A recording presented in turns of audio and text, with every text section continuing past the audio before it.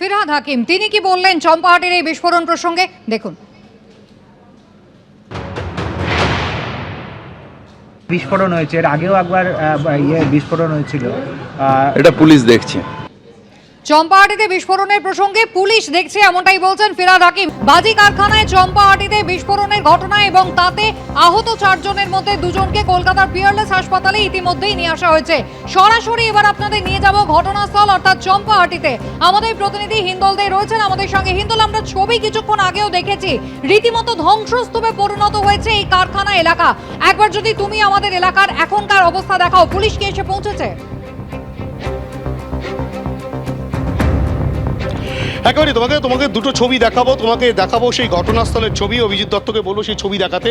তুমি দেখতে পাচ্ছ যে শুধুমাত্র একটি ড্রাম ছড়িয়ে পড়ে রয়েছে এবং তার পাশাপাশি কিন্তু বারুদ দেখা যাচ্ছে ছড়িয়ে ছিটিয়ে রয়েছে। এবং যে চিত্রটা দেখলে তুমি স্পষ্টভাবে বুঝতে পারবে যে 4 জন আহত হয়েছে এবং অগ্নিদগ্ধ হয়েছে, তাদের পরিস্থিতি কি অবস্থায় রয়েছে। কেননা এই যে ঘরের মধ্যে বাজি তৈরি হচ্ছিল সেখানটার কিন্তু যে ইটের দেওয়াল, সেই ইটের দেওয়াল কিন্তু একেবারে টুকরো টুকরো হয়ে গিয়ে যে ভেঙে পড়ে রয়েছে এবং পুলিশের তরফ থেকে নো এন্ট্রি পুলিশ বলে লেখা আছে, অর্থাৎ এই জায়গাটা কিন্তু পুলিশ সিল করে দিল যাতে কেউ এখানে কোনো রকমভাবে এক্ষেত্রে কোনো রকম তদন্তের ক্ষেত্রে কোনো রকম কোনো সমস্যা যাতে না হয় বা এই যে ঘটনাস্থল সেই ঘটনাস্থল যাতে কোনো রকমভাবে নষ্ট না হয় সেই বিষয়টা সুনিশ্চিত করার জন্যই পুলিশের তরফ থেকে এই প্রক্রিয়া নেওয়া হয়েছে এবং এখানে কিন্তু নো এন্ট্রি স্টিকার কিন্তু পুলিশের তরফ থেকে মেনে দেওয়া হয়েছে। কিন্তু সবচেয়ে বড় প্রশ্ন যেখানে ঘটনা ঘটেছে অর্থাৎ কিনা দক্ষিণ 24 পরগনার হারাল, চম্পাহাটির হারাল, সেই হারালে কিন্তু এই প্রথম বাজি কারখানায় বিস্ফোরণের ঘটনা ঘটল না। এর আগেও কিন্তু একাধিকবার বাজি কারখানায় বিস্ফোরণের ঘটনা ঘটেছে, একাধিক মৃত্যুর ঘটনা ঘটেছে। শুধু হারাল নয়, এর আগে দক্ষিণ 24 পরগনার ঢোলাহাটে সেখানে 8 জনের, একই পরিবারের 8 জনের মৃত্যুর ঘটনা ঘটেছিল বাজি তৈরি ক্ষেত্রে গিয়ে।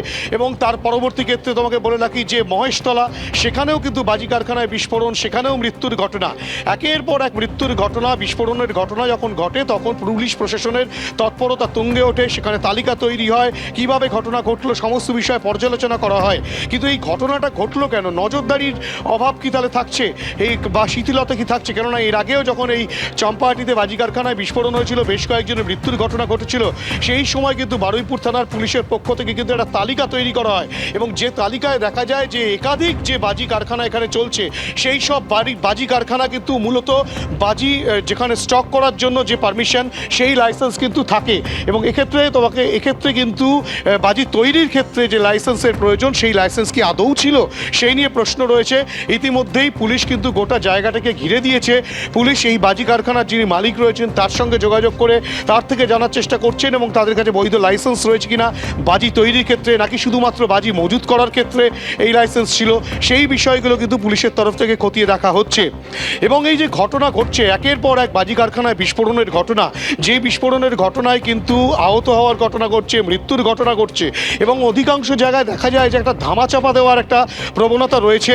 এই হারালের ক্ষেত্রেও কিন্তু এর আগেও বাজি কারখানায় যখন বিস্ফোরণ হয়েছিল সেই সময় সেই বাজি কারখানায় বিস্ফোরণের পর মৃত্যুর ঘটনা ঘটেছিল, সেটাকেও কিন্তু ধামাচাপা দেওয়ার জন্য একটা তৎপরতা দেখা গিয়েছিল এবং এই তৎপরতার নেপথ্যের যে কারণ রয়েছে, কেননা অধিকাংশ বাড়িতেই কিন্তু বাজি তৈরি করা হয় এবং একটি কুটির শিল্প হিসাবেই কিন্তু এই হারাল, চম্পাহাটির হারাল কিন্তু পরিচিত। যেমন মহেশতলা পরিচিত, মহেশতলা নুঙ্গি পরিচিত, তেমনই এই বারুইপুর থানার অন্তর্গত চম্পাহাটির হারাল, সেই হারালও কিন্তু বাজি তৈরি কারখানা এখানে কিন্তু রয়েছে। একের পর এক কুটির শিল্প হিসাবেই কিন্তু এখানে প্রত্যেকেই প্রায় বাজি তৈরি করেন এবং তোমাকে যেখানে দেখাবো তুমি দেখতেই পাচ্ছ এখানে যখন ভাঙাচোরা অবস্থায় পড়ে রয়েছে গোটা কারখানাটি, অর্থাৎ যে ঘরটি, যে ঘরের ভেতরে বসে বাজি বানাচ্ছিলেন 4 জন শ্রমিক, তার পাশাপাশি কিন্তু গোটা যে এলাকাটা যেমন ভেঙে পড়েছে তার পাশাপাশি তোমাকে দেখাবো যে এই সামনে একটি তেঁতুল গাছ আমরা দেখতে পাচ্ছি, যে তেঁতুল গাছটা কিন্তু সম্পূর্ণ ভস্মীভূত, অর্থাৎ আগুনের যে হলকা, সেই হলকায় কি পরিস্থিতি বা আগুনের ভয়াবহতা কি পরিস্থিতি ছিল,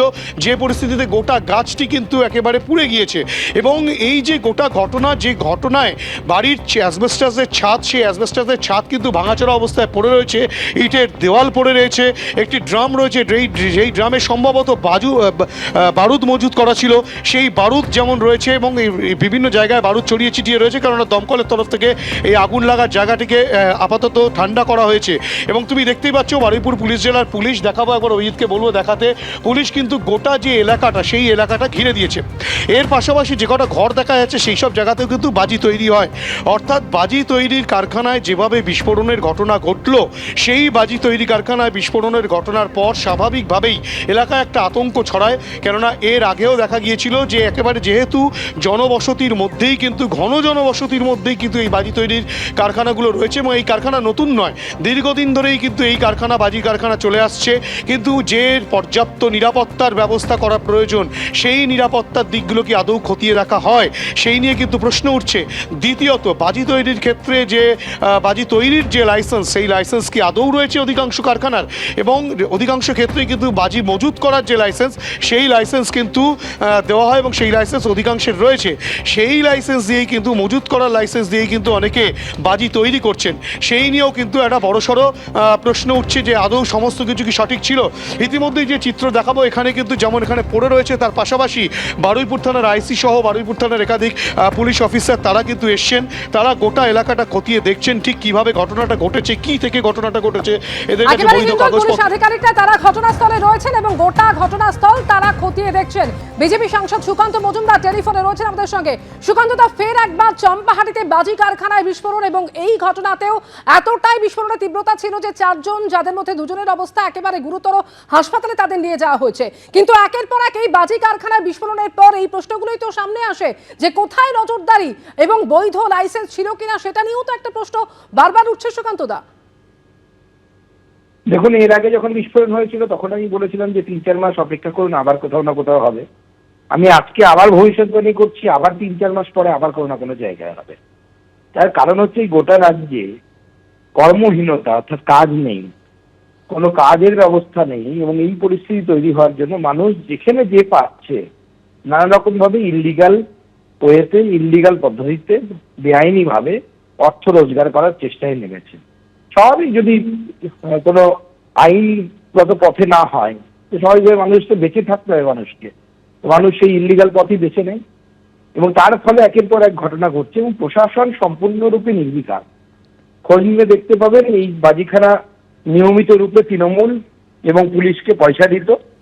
4 জন মানুষের প্রাণ অকালে চলে গেল, আরো কজনের যায় দেখুন হসপিটাল, হয়তো আরো আহত যারা আছে তাদের দ্রুত সুস্থতা আমি কামনা করব, কিন্তু কতজন আরো যাবে সেটাই হচ্ছে আমাদের চিন্তা। এবং এই মুখ্যমন্ত্রী যতদিন থাকবেন ততদিন পর্যন্ত এরকম বাজি কারখানা বা কোথাও জিলেটিন স্টিক, কোথাও অন্য কিছু পাওয়া যাবে এবং একের পর এক এই ধরনের বিস্ফোরণের ঘটনা ঘটবে আর সাধারণ মানুষের প্রাণ যাবে, গরিব মানুষের প্রাণ যাবে। ওনাদের তো কিছু হচ্ছে না, ওনাদের বাড়ির কারো লোকের ওপরও ক্ষতি হচ্ছে না, তাদের তো শুধু পয়সা দরকার আর ভোট দরকার। ধন্যবাদ সুকান্ত দা। এবিপি আনন্দ, এগিয়ে থাকে, এগিয়ে রাখে।